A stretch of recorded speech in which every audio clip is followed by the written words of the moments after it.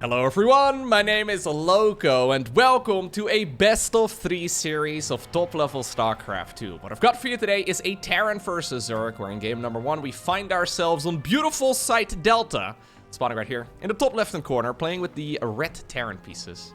I haven't actually seen this man play in a good couple weeks. We're looking at none other than Kjur's main command center. Of course, one of the very best Terran players on the planet, but yeah, I guess I just simply haven't seen any of his games. His opponent, though, somebody I've been featuring over and over and over again. It's not Dark. Playing right here with the blue Zerg pieces, we have none other than SHIN, who, in my mind, has almost taken the mantle from Dark, you know? He's playing in everything, he's, yeah, competing at the absolute highest level, and he seems to be able to take down the very best players in the game. Alrighty, now I heard that this series, this best of 3, is an absolute banger, so we'll have to find out exactly what ended up going down. He's got the Zergling, by the way, spinning around on the main hatchery. He's got a couple of wolves over here, dude. All of this looks very swarmy to me. Yeah, don't want to read into it all too much, but we've decided to, by the way, go for what seems to be a 15 hatch into a 15 Overlord and then a 15 pool.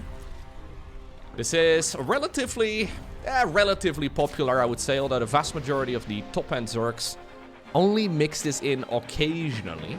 I guess he was maybe a little bit concerned about getting his very first expansion blocked. If Terran decides to send a worker across, they can block a 16 hatchery in some situations. But it looks like Kjur is feeling, yeah, quite ambitious. No SCV scout, straight command center on the low ground. It probably means that we will be going for the Reaper straight across too. The corner that you cut right here as Terran is if there is a spawning pool first, any sort of pool first built, Zerglings could run around the bottom section of the map. Usually they take this path right over here, and then they can actually kill the SCV that's building the command center. Reaper has to go all the way back from the other side of the map. Maybe there's a Marine, sometimes that one gets killed. You hit a supply block because your expansion is late, and it can all crumble down very, very quickly, but it looks like Kjur is going to be able to get away with it in this particular game. Okay, so far, everything's very normal, with a little asterisk right next to it. There are those small deviations in the early game of Terran versus Zerg that are important to note. A couple of corners that are being cut, but ultimately, we're going to be seeing the Zerg player make queens and lings. A whole lot of drones. That cheeky little early game from Zerg, huh, where they, well, don't need any gas. This is the beautiful trick that Zerg has managed to do for many, many years now, where their entire early game... Oh, sorry, what did we just... What just happened there? Sorry. I gotta see that again. How did that drone? Did he cancel it? That Reaper was not within range at all. Like, not even... What? He manually canceled it, but he didn't have the drone selected? At least that's what it looked like. That was a little bit of a strange behavior right there on that worker. And it does mean that Kjur right now delays it. He had the minerals for it, because he already paid for the hatch. If that wireframe is up, he must have manually canceled it somehow, but that was a little bit odd there. And it does mean right now that Kjur is going to get a slight advantage. When your third base gets delayed like that, well, he's already decided to remake it on the right side of the map, but... yeah, at the very least, Kjur is going to use the unlimited bullets that are available for the Reaper to gun down the extractor. Do you let it finish? Nah, I guess not. You wait until the queens or maybe a couple of Zerglings show up. Alright, it's going to be Hellion Banshee off of triple CC here for Kjur. Nothing out of the ordinary. Going to build up that command center into an orbital immediately. Get those mules mining here ASAP. And we will be seeing the cloaking field as well coming up on the back of this. There is an Overlord. General scouting time is right now. Oh god. Here comes a new challenger! 4 minutes, 350 to 4 minutes is the usual timing for that Overlord to fly in. And it means that SHIN will see everything. Now, pay your respects to Otto the Overlord. He's gonna die. But his memory will never be forgotten. SHIN's a big fan of the Diva announcer. He loves the Diva announcer. Now, maybe, and this is my, this is just me thinking out loud here, but maybe the Korean Diva is slightly less obnoxious. I used to play with the Diva announcer every once in a while.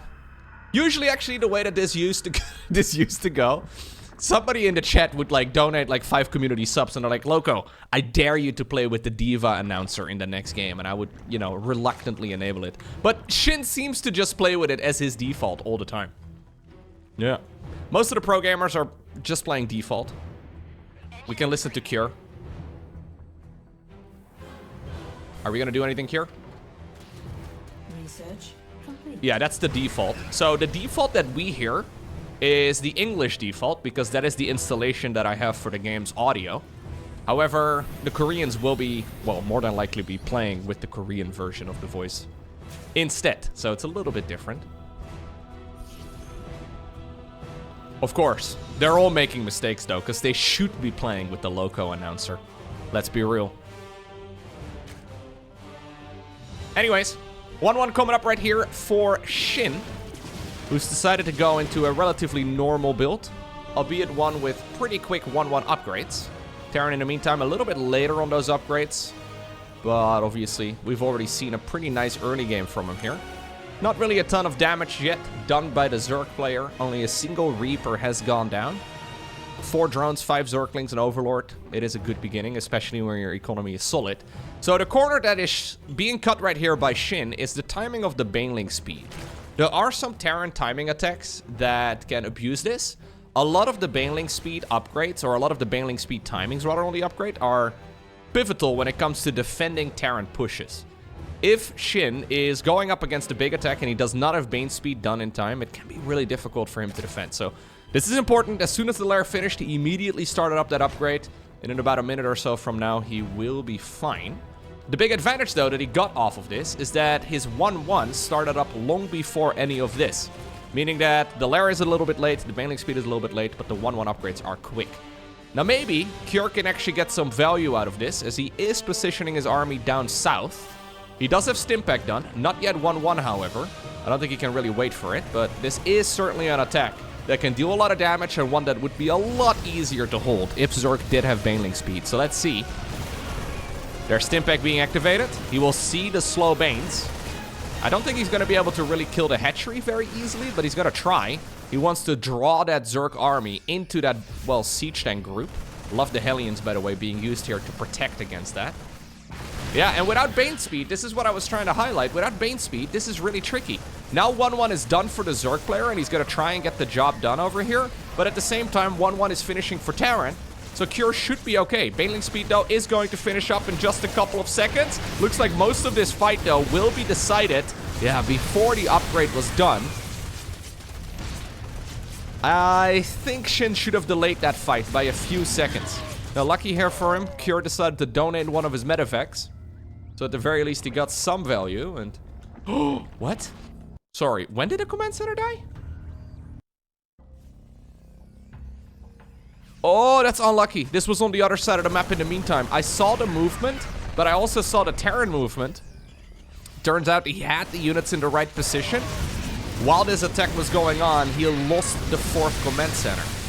And then he also loses the medevac right now inside of the main base. And that suddenly makes all of this a hell of a lot trickier right here for Cure. Losing those 400 minerals is painful. Okay, I would say that actually has evened up the game a little bit. Is SHIN gonna go straight into a hive here? Or is he gonna go straight Hydraling Bane and that's it? Problem is, if you don't have an infestation pit when you start up 2-2 and you don't actually build it immediately, you're gonna get stuck on 2-2. Yes, you can go for missile upgrades, but you won't be able to go into 3-3 here at the appropriate time if you want to, like, say, go into, well, late game Zergling upgrades or anything like that immediately. Big Zergling run by is attempted. In retaliations, the Banshee, they decided to shoot right there on the gas instead. Okay, good Widowmine. Yeah, this will be deflected relatively well. In the meantime, though, there's another push down south. This is a risky one.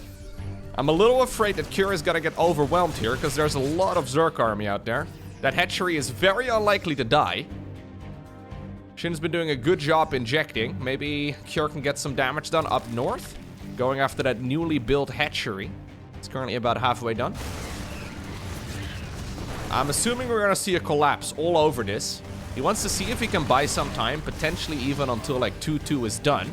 But this is going to get very chaotic now. He sees this army. Looks like the Lings are running on over towards the third base once again. This time around, they will find the base completely unprotected. Hatchery does get killed in the meantime, though. Well, most of the SCVs stay alive. 2-2 is now done here for the Zerg player in about 10 seconds. Look at the patience here from Shin, though. Actually very impressive. Like, this army has been a nuisance for a while. I think most people would have jumped on that, but it's been like a minute and a half, and he's just letting it sit there. +1 missile on the back it is. 2-2, though, is coming up here for Kjör. He's building barracks 6, 7, and 8 now. He's building up a large economy. Currently, he's got 69 SCVs, which is quite nice, but I would like to see more. Really, now we commit? Well, you know what? He's hitting right before the Terran's 2-2 is done. And that is going to work out in the end. Those upgrades are so critical in those engagements. Now, this is where Shin is going to run at a wall a little bit, though. So this game has been progressing really nicely for him. But he's going to get stuck on mid-game tech. So he doesn't yet have an infestation pit, as far as I know. He doesn't have a hive because of it. He will not be able to go 3-3 upgrades. He will not be able to go lurkers, brute lords, ultra. Like, he can't do any of it. Vipers, now finally we go for an infestation pit. But this one feels very, very late. Now, sometimes Shin does this. Most of the top level Zergs out there, they will be rushing up towards a hive in a game like this. Especially when you go quick double upgrades. It always seems like the right call. But Shin always seems comfortable. Oh, that Widowmine hit was so big. Woo! Shin always seems to be comfortable just transitioning to that sort of thing very late. Yeah. And I feel like that's a strategic error. I feel like it's not the correct play. Because right now, his mid-game is fizzling out. Whereas Kjör is still continuously progressing. Shin doesn't have an attack lined up. All he can really do is not die.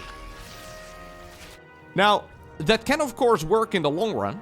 But you're gonna fall behind as soon as Terran finishes up 3-3. Kjör is going into a Ghost Academy right now. This is one of those games where he doesn't need ghosts. I know.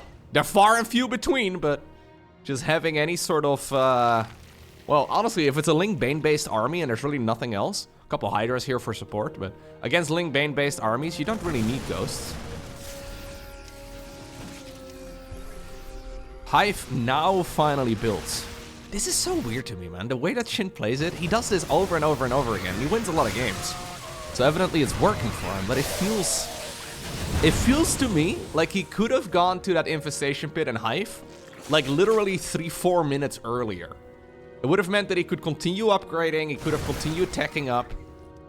It's not like he's really missing out on anything. He should have still had all the units to defend as long as he's fighting on creep. So I can't quite figure out why he's always delaying it. Anyways, I would imagine though that this is creating a little bit of a head scratcher as well for Kjör. Where he's looking at this, he's like, well, this is Hyderling Bane. I guess I will go for a couple ghosts, but maybe I don't really need it. Shin also engaging deep off creep, but without any real follow-up, it doesn't create much for him. So like we're fighting over here, but I feel like we're giving the advantage to Terran. Anyways, Kjör is taking that opportunity with both hands. 6th Command Center is finishing up right now. 7th Command Center is finishing up. We're going Ghost Liberator. It means that Kjör has effectively taken a free pass to the late game. Usually there would be a big timing attack with a lot of lurkers and all the rest of it, and Kjör is waiting for that right now. But he doesn't need it. Starport number 2 and 3. Fusion Core. We have building armor. We have high-sec auto-tracking. Kjör is shopping right now like his money is never gonna run out, and this is, of course, the moment where Zerg decides to commit. If this fight works out well for Shin, it's gonna be amazing, but if it doesn't work for him, he's gonna be in a world of trouble because Terran is still progressing. Keep on running, Jimmies. Marine Marauder, man. Slittering away somehow, some way. Cure did just spend a lot of money, though, on things that aren't really going to help him out in this particular fight just yet. But if he can get away with it, that would be huge. Hydra's trying to keep this alive. Couple of Banelings somehow do not go towards the SCVs. Reinforcing links show up right now. Looks like some of the units are actually dying, though. Don't tell me this actually works, Shin. Don't tell me. This was such an anti-timing. Like, this wasn't a timing attack. This is the reverse of a timing attack. This is a, oh, I've got a bunch of stuff, so let's go across the map type of timing attack. Cure thought he was safe. He didn't expect that this Zerg army would be coming across. Now we're finally going into the Lurker range upgrade, man. He always does this. Shin plays this game very differently than the other top-level Zergs at this point. It's so funny to me. He's so good at killing fourth bases because of these strange timings. Cure stabilizes. Look at this. Now the upgrades are finishing up. Like, this is a big upgrade. Adrenal Glands is like 40% additional damage for Zerglings. We finish up the upgrade after the attack. Now we're going drones. Now we're going lurkers. You know what? I think the reason why Shin does this, because he obviously knows what the quote-unquote correct timing is supposed to be.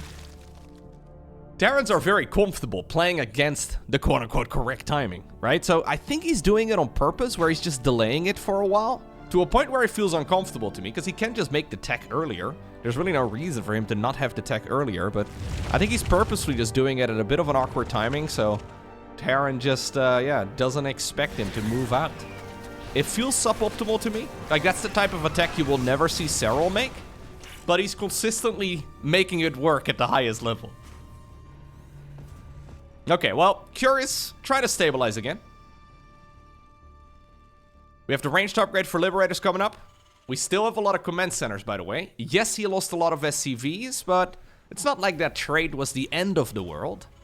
And he did obviously get away with a lot of infrastructure. I think Cure needs to calm down a little bit, though, because he's making a lot of command centers here before maxing out. Can we please max out first, and then we do some more of that?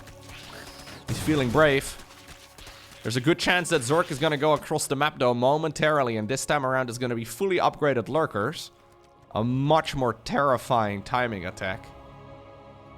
This is, by the way, why Shin's playstyle reminds me a little bit of Dark. Dark generally is a bit more of a madman, but Shin definitely, yeah, you can see that he grew up on the Korean server, you know? Like, I feel like Dark would be marching in right now, though, with these lurkers. Okay, yeah, there you go. He would be marching in right now with the lurkers. You just finished the upgrades, may as well give it a shot. So all this time, Terran has not really seen much. Well, you know what? This is not working out at all. I was going to bring up the fact that we don't have a lot of ghosts in the mix, but it turns out Marines are pretty good units.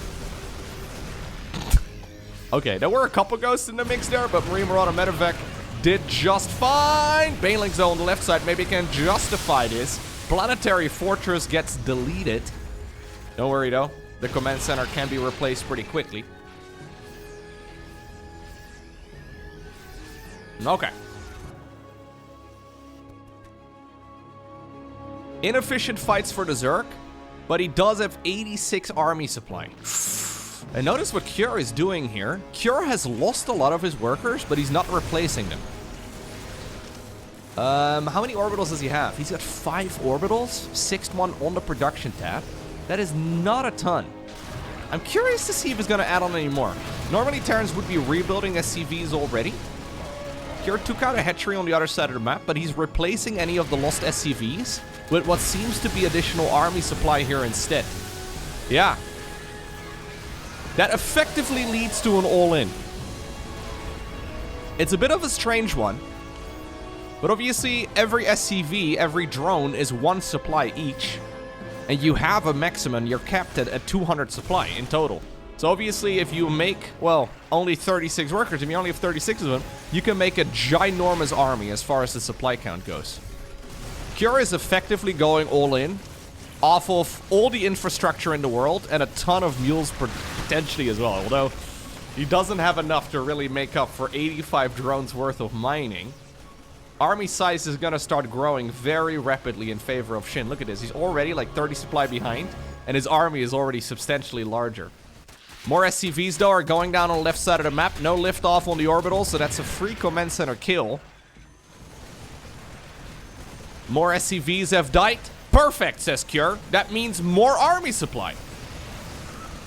Can we go 200 army? I would love a 200 Terran army.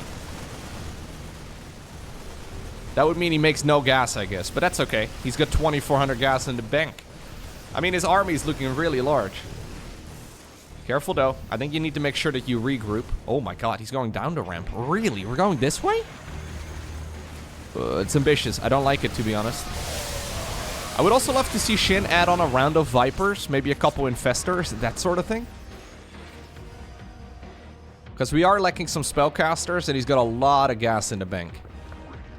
This base over here, by the way, has been unscouted. I don't think the Terran player knows about this one, and the Zerg doesn't know. Oh, he does see it. Alright. They're killing a creep tumor. Alright, there we go. Couple of Vipers are coming.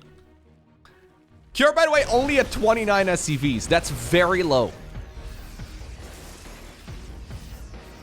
Very, very, very low. So we're essentially mining only over here. The rest of these bases, yeah, are pretty much dried up. Oh, what? Okay, we had a couple of EMPs there. Cure flexing here with the amount of energy that he had available on his ghosts. Probably a bit of a misclick. He should have an easy time though. Like his army, I mean, it's not quite as big compared to the Zergs here just a moment ago. But if he remaxes, he's gonna have a lot of stuff. Yeah, this is a no-brainer situation for Vipers and Infestors, though. I love the idea of Infestors here. Mostly because of fungal growth. Vipers are great, but I kind of feel like you need both. SHIN doesn't have that much cash. I think he's probably going to be spending more of his money, though, judging by his army, on just more Banelings. I don't really see him making the transition. Oh. It's blocked. I don't really see him making the transition towards a whole lot more. Yeah, so Cure is dancing on the edge of the creep. And he is just trying to max out. This is going to be 173-ish supply worth of Terran army. That's absolutely massive. Ay, ay, ay. It can work, though. Like, we don't see this very often. It's an uncommon strategy, but I do like to see it. Those mules are really powerful. By the way, neither player has really had a lot of income here for quite a long time. Yes, there's an advantage for Zerg, but he's not mining particularly much for this stage in the game either. A lot of oversaturated mineral fields. I guess we're making our way to the top right-hand corner. Cure has just cleared out some of the creep. He's finally approaching 200 once again, and his army is looking huge. He did secure another expansion over here, by the way. Couple of Zerglings in that direction. Yeah, would be a great choice. Dude, these players are making me look so smart. Never mind, they're all dead. Never mind. No. A couple of them will stay alive. Never mind the never mind. Okay, so even supply, except Zerg has a much smaller supply count dedicated to army, and we already have seen SHIN a little trigger happy when it comes to engaging off creep. If he does it here, I've got a feeling he's gonna regret it.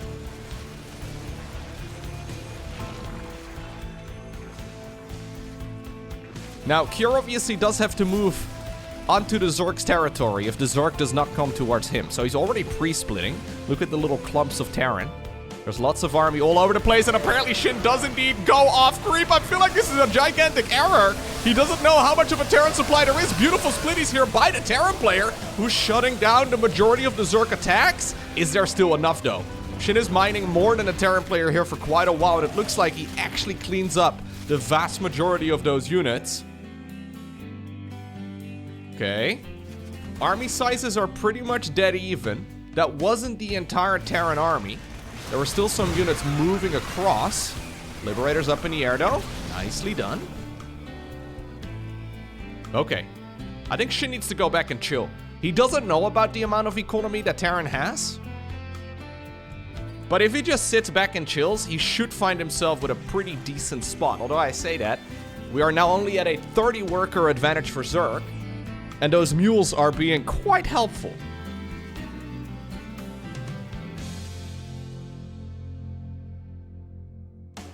A lot of changelings all over the map. We're making SCVs again, by the way. That's so funny to me, man. He has not built an SCV in like 15 minutes. And then at minute 24, we add on a couple more. So workers in StarCraft 2 mine about a mineral a second, assuming that they have an efficient mineral field available. So it takes about, well, a minute before those SCVs can pay for themselves and before they start returning a profit. So Cure, making the assumption here that this game is not going to end anytime soon. Does he have a good answer, though, against lurkers? We are at 2 ghosts. Yeah, I guess 10 liberators is good. Lurkers, I guess the Vipers can maybe abduct the liberators, but there's only 4 Hydras. I would actually like to see SHIN add on another round of he's also making drones again, by the way. But yeah, more Hydras seems to be the right call. The armies are moving up north. Looks like the old main base, the command center that started it all, dude. This is like the Queen Ant right over here. She's moving. These two are becoming neighbors in the top right-hand corner.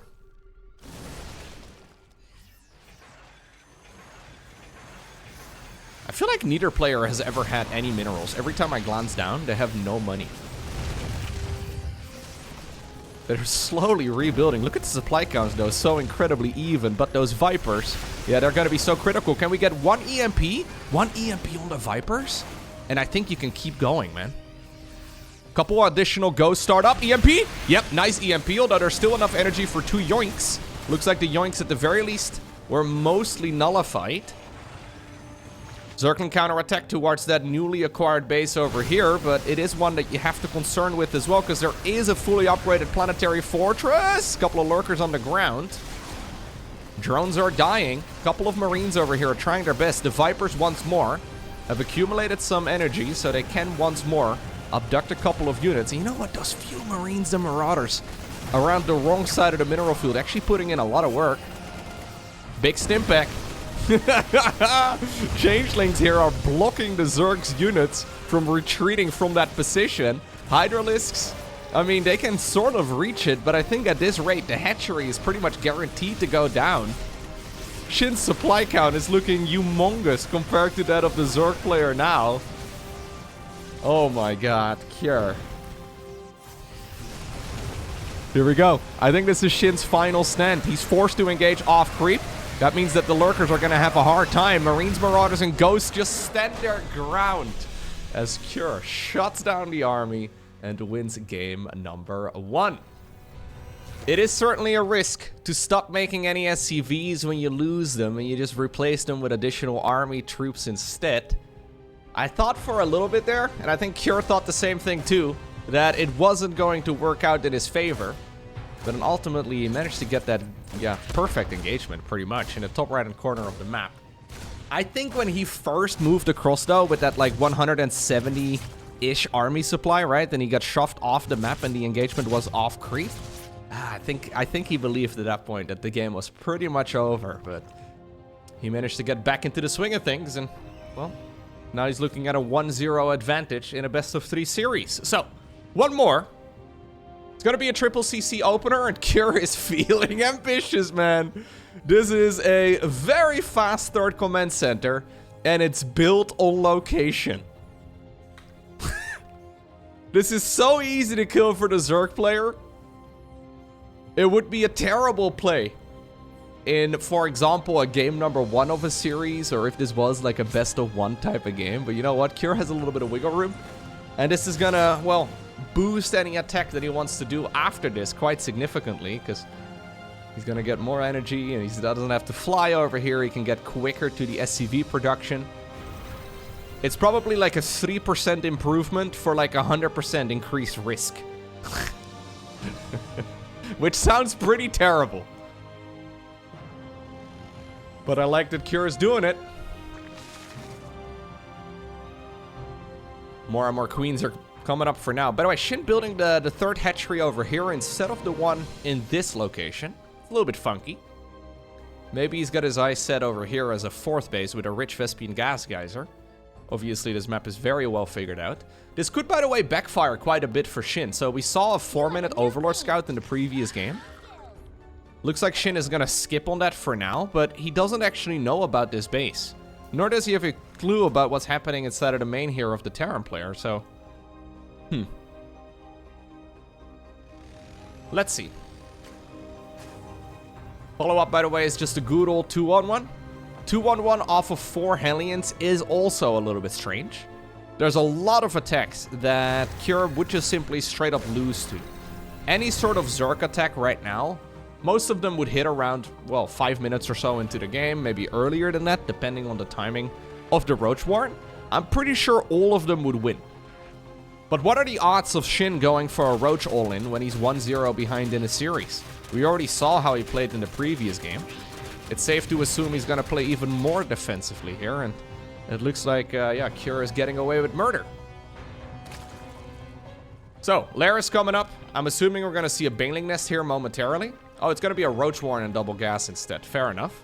We'll probably then have double Evo here eventually, and then a slow tech up towards Hydra Lurker. He could also go for a big Roach Ravager attack in the mid-game, but those are a lot easier to hold than the early game pushes. Now that Stimpack is done though, life is a little bit more comfortable. 2 Medivacs ready to go across the map, and they will try their very best to be as annoying to the Zerg player as possible. He doesn't really need to deal damage in this sort of circumstance. More than enough economy for Terran at this point in time to compete with the Zerg player, but any damage done is nice. Since there aren't a lot of Hellions though, the creep spread is already looking really good. I would love to see these move forward as well. But already there's a lot of active creep tumors, and this is one of those situations, if you're on top of it as a Zerg player, you can actually spread it across the map really quickly. Sorry about that, Jimmy. There's Roach Speed and 1-1 though. A third Evolution Chamber. Oh, okay, this is the block against the Hellions. Thought for a second we're gonna go triple Evo. The patented Trevo build. I used to play the Trevo build on the ladder. It never caught up. It was never good. But anyways, I liked the Trevo build a lot, mostly because of the word Trevo. You know what? Those Marines are actually putting in a lot of work. After Jimmy died inside of the main base, we've had a lot of really easy movement here that seems to be catching SHIN off guard. Shindo is still, yeah, capable of doing a lot of stuff. His creep spread is looking really solid, and he's making 9 Overlords. He's got 1-1 finishing up. He's got Roach Speed finishing up. I think that SHIN is turning this into an all-in. He's very likely just going to make Mass Roach Ravager and go.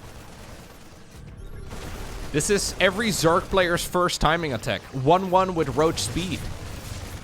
Now, this wasn't the original intent, I don't think, from SHIN.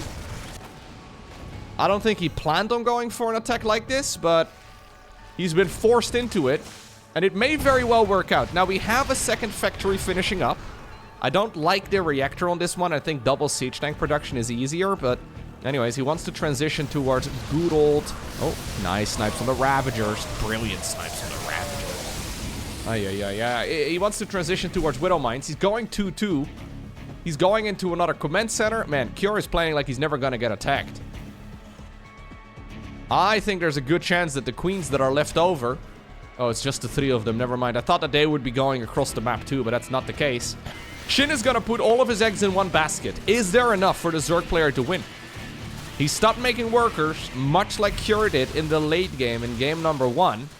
And Cure does not yet know exactly what he's playing against, it seems. Well, now he must realize what's up. He's finally going into double siege tank production. 4th command center is done. If he holds this attack, he should be in a massive advantage. But let's see, that's an awful lot of swarm. And there's really not that many units. There's a lot of advantages for Terran that are going to work out in a couple minutes from now. But they're not really, well, helping him out in this particular defense yet. Good corrosive balls right there by SHIN, who's now going to start working on the SCVs. Well, siege tanks are forced to evacuate on out of there, but you know what? Yeah, the Terran player is kind of screwed. Now, we have a medevac drop in the main base. Trying to maximize damage. Looks like he's going to be able to potentially get the spawning pool here, but I don't think SHIN really cares. SHIN, by the way, fires up 2-2. He is not convinced that he is going to be able... Oh my god. That he is going to be able to win the game with this attack alone. If he can snipe 2-2 before it finishes, that would be massive. If this does turn out to be a macro game. Kyrdo tries to go down the ramp. Ravagers are being targeted one at a time. Seemed like one of those Ravagers got targeted as well by the Zerg player. 2-2 is going to finish up. +1 for the medevac, or sorry, for the medevacs technically too, but mostly for the siege tanks here, also helping out. Corrosive Biles finish off an orbital command. While this one medevac drop is trying its very best to be as annoying as possible, I've got a feeling that the floodgates here have been opened.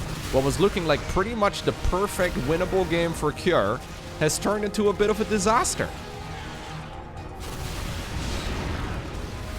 Ay. Another command center is dying. SCV's trying to come to the rescue, but they cannot get to the repair fast enough. And that now means that Cure is dead. Yeah.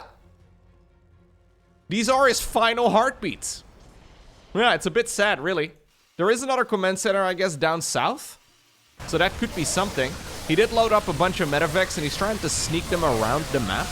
But I've got a feeling that SHIN just has way too much stuff. I really do like that he started up 2-2 actually during all of that.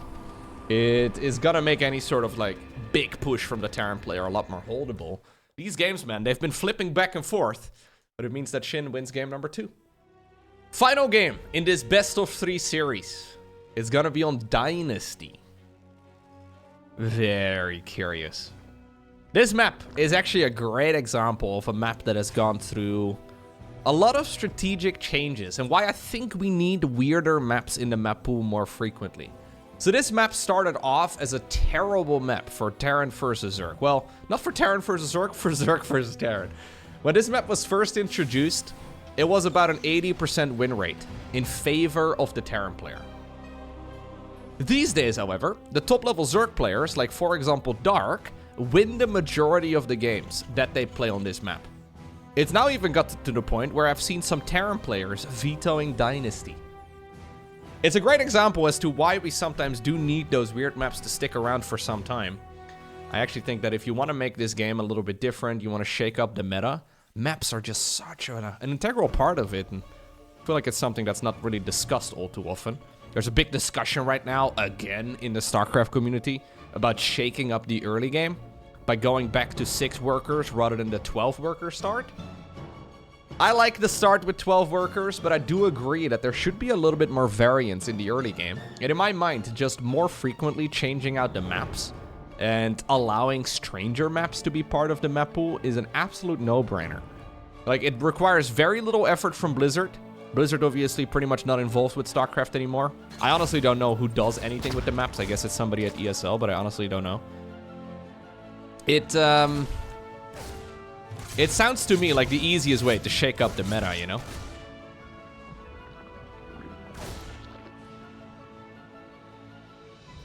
Remember 4-player maps? 4-player maps were cool. Can't really do that, I guess, with a 12-worker start, because Protoss. Protoss just sort of dies. With the way that economy scales up, it just ramps up really quickly. But, yeah, if we... I think a 6-worker start, I mean, this is something that's been discussed to death, but I've never really liked it too much. Like, in most of my casts, especially in like Zerg versus Protoss, I skip the first couple minutes of the game anyways, because there's nothing going on. And I know there's a lot of people that purposefully fast forward through every single one of the casts anyways, because they're like, well, even when you skip the first 2 minutes, even when you trim those out of the game, there's still nothing happening, so I will still go to like minute 4 or so. That's where the game begins. If you go back to a 6-worker start, the first, like, 7 minutes of the game feel pretty much irrelevant. But anyways, we've got ourselves a nice golden base here for Cure. And in the meantime, on the other side of the map, SHIN has decided to go for the vertical expansion layout. Drones are already back in gas again. Let's see what we can do.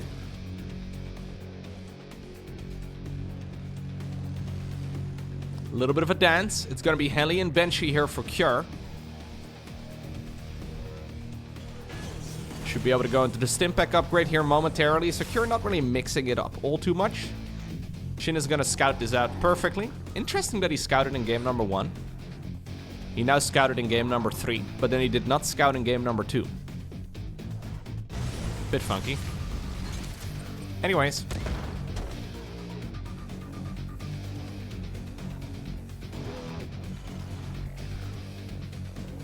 Third Command Center is going to finish up here eventually, but this is by no means the fastest possible third CC.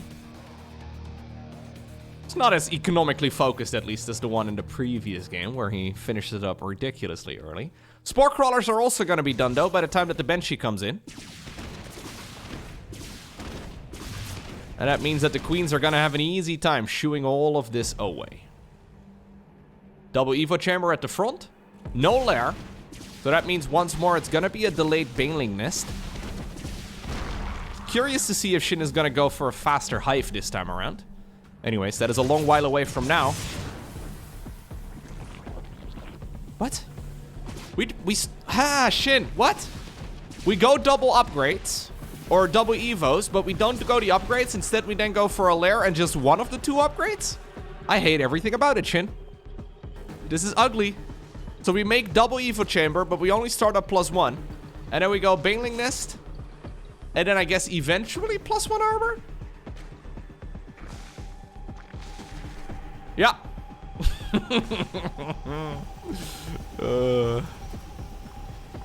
Trying to make sense of Shin's strategies is... It's like trying to make sense of Dark strategies, you know? Now, I do find myself to be more trusting of the Dark strategies than I am of the Shin strategies somehow.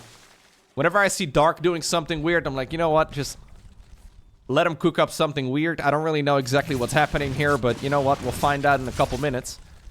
At least what Shin does looks normal, but then he doesn't... Like, you go double Evo, you go up 1 upgrade, lair, Baneling Nest, and then the second upgrade? I guess you could use this as like an extended wall-off section, but I mean, if you want to use this as a wall, you should probably not have 2 holes in it. Anyways, all the roads do lead towards Hydraling Bane, I guess. And it doesn't really matter all too much, but it is funny to me to see these random deviations that just are inherently suboptimal. Now, are we gonna see an Infestation Pit? We have a Hydralisk Den. No Infestation Pit. Nope. Okay. Maybe when he starts up the +2. I wonder if these upgrades are gonna continue being out of sync. Anyways, Cure. He's now going into Barracks 6, 7, and 8. And this is Barracks 6, 7, and 8 before a 4th Command Center. Meaning that he is committed. He is planning on dealing as much damage as he possibly can off of 3 CC. And he's gonna try and see if he can go effectively all in with this. It's a single factory. We do have an armory, but that's mostly just for 2-2. He's gonna be able to continue upgrading his bio units, but he's effectively trying to see if he can deal critical amounts of damage with the amount of bases that he's got right now. Centrifugal hooks, by the way, finishing up.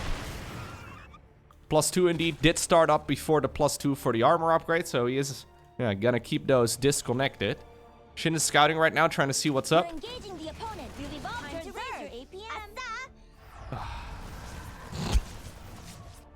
Stay cool. She says that a lot too. I hate the "you're under attack, stay cool." I hate that one very. No, I don't like it. 2-2 in the meantime here for Terran, but this is a build that can be fantastic. Oh no. Oh no. The back door is open, dude. Never leave your back door exposed. This is buying so much time for Shin, who's already got a 20 worker advantage. Shin did forget, by the way, because his upgrades are out of tune here. The +2 armor upgrade, which is huge. But he does have a numbers advantage here, at least as far as the income goes. This is a sketchy engagement here for Cure. Keep in mind that this map has a lot of siege tanks. Oh, we are gonna commit. Banelings in the front. I don't like it. Yeah, giving up on this expansion seems to be the right call. Cure hoping, praying that those banelings get within the range of the siege tanks, but so far it's not happening. Oh my god. The back door is just always open, man. We really need to make a supply depot or something, or just pay attention. Maybe re-rally our structures over there. Because if you don't, those links are gonna deal damage over time. Shin is gonna find out, by the way, about the +2 finishing up, but not the carapace. Cure is now effectively waiting until 2-2 is done, at which point I guess he's going to commit. Again, we are not making any SCVs. Much like game number 1, this is the moment, though, right before 2 is finished, for Cure, where the Zerg decides to engage from every single side. Cure not prepared whatsoever. Reinforcing Terran units were still going across the map. Oh, great timing here for Shin. Fantastic timing here for Shin. He finished up the +2 for his melee units already, whereas Terran is only just now finishing up 2-2 on his side of the map. I don't know if Shin realized that that was a very narrow timing window, but he hit it perfectly. Yeah, and this is where triple CC builds get a little bit awkward. Right, now you produce all of these things, and you can go for another upgrade, but you can't really build another command center. If you do, you're gonna fall very far behind. So Cure is gonna do what he did in game number 1. And mind you, it worked in game number 1. He is gonna continuously build stuff off of the command centers in the economy that he's got right now.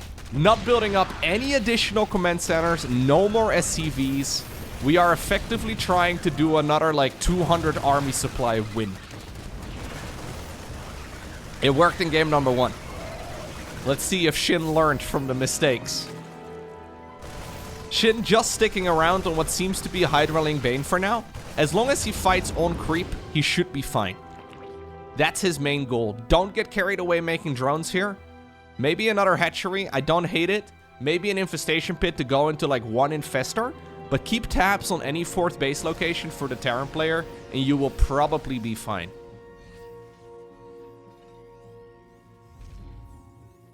Second factory starts up, by the way, for Cure. I mean, if he decides to go 4th CC right now, I feel like he's gonna lose so bad. This is not a situation where you can really get it done. Another siege tank goes down. The back door is still wide open. Banelings over here roll into the natural expansion, although Shin did keep the majority of his stuff alive. Any SCVs lost, they're not gonna get replaced. So Shin will just be taking damage wherever he can deal it, and well, he's now got pretty much double the amount of workers for his opponent. He goes Hive. I feel like he can pretty much cancel the Hive here, but he's maxed out. Let's see. Siege tank unsieged. All the Marines clumped up on the bridge. Ugh. Ugly engagement there for the Terran player. And I think that pretty much seals the deal. He does get the jump on a bunch of Banelings, but he doesn't know when they're about to finish up. Well, they're done now, and with the rest of the Zerg army engaging from the bottom, it is ultimately Shin who obtains the victory 2-1.